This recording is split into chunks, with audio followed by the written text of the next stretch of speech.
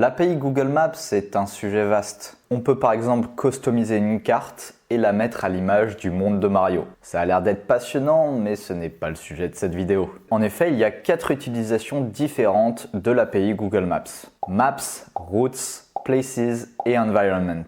Et celui qui nous intéresse, c'est Places. Celui qui va nous permettre de scraper les données des entreprises sur la plateforme. Mais quelles données peut-on exactement récolter? À quel prix?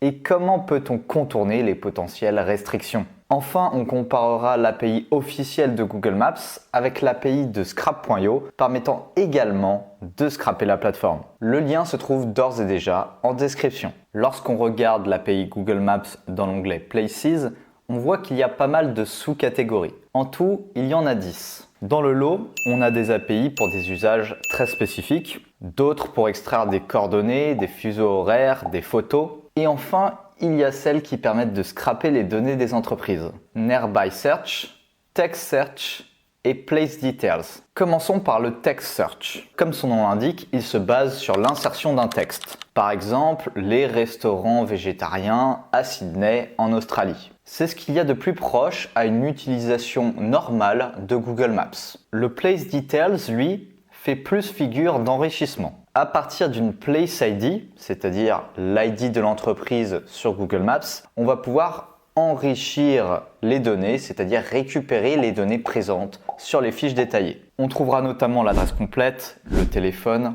les avis ou la note. Le dernier est celui qui nous intéresse le plus, Nearby Search. Le Nearby Search se base sur une ou plusieurs catégories et sur une localisation. La catégorie, c'est tout simplement une catégorie Google Maps. En tout, il y en a 4000 répertoriés. Restaurants, agences immobilières, pharmacies, instituts de beauté, etc. Quant à la localisation, elle se crée via des coordonnées, la longitude et la latitude, qui désignent du coup un point, une figure géométrique, à savoir le cercle, et un rayon compris entre 0 et 50 000 mètres. Une fois que c'est fait, on peut scraper les entreprises et on peut obtenir tous ces types de résultats. Alors c'est un peu confus, donc on va trier ce qui est vraiment important. Le nom, l'ID, le lieu et la catégorie, les horaires d'ouverture, le numéro de téléphone, la gamme de prix, la note, le nombre d'avis, l'URL du site web et enfin les caractéristiques globales de l'entreprise, généralement présentes dans l'onglet à propos. Bien entendu, toutes ces données ont un coût.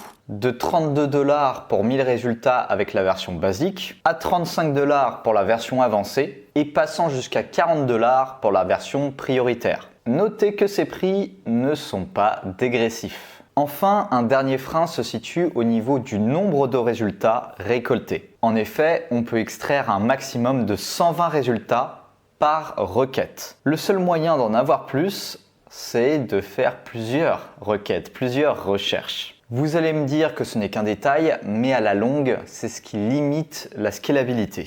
Alors comment contourner ces diverses limitations? C'est là qu'intervient Scrap.io. Scrap.io est une plateforme créée pour scraper Google Maps sans restriction. Tout ce dont vous avez besoin de faire, c'est de vous créer un compte en cliquant sur le lien en description. Vous pouvez alors obtenir votre fichier CSV ou Excel de leads en l'espace de quelques clics directement via notre outil. Mais bien entendu, vous pouvez aussi scraper les données en passant par notre API. Vous pouvez en faire différents usages, mais voici les principaux. Tout d'abord, il y a ce qu'on pourrait appeler l'équivalent du Nearby Search. Vous paramétrez une catégorie Google Maps, une localisation et vous obtenez les données correspondantes. La différence est que vous avez beaucoup plus de données. Parce que non seulement vous avez accès aux données présentes sur Google Maps, ça va de soi, mais aussi et surtout vous avez accès aux données présentes sur les sites internet. Et c'est comme ça que vous pouvez récolter les adresses email, les réseaux sociaux, les métadonnées, etc. Mais avec l'API de Scrap.io, vous pouvez aussi faire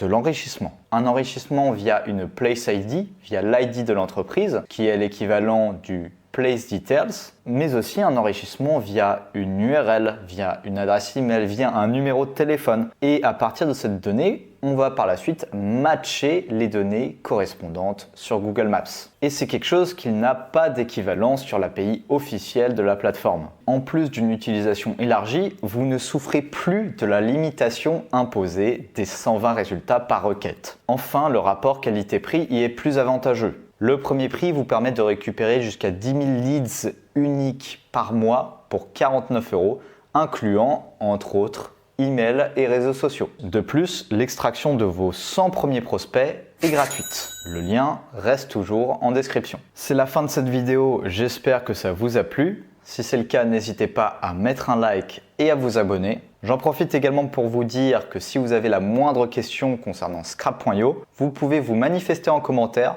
ou alors directement contacter notre support client sur scrap.io. Quant à moi, je vous dis à la prochaine.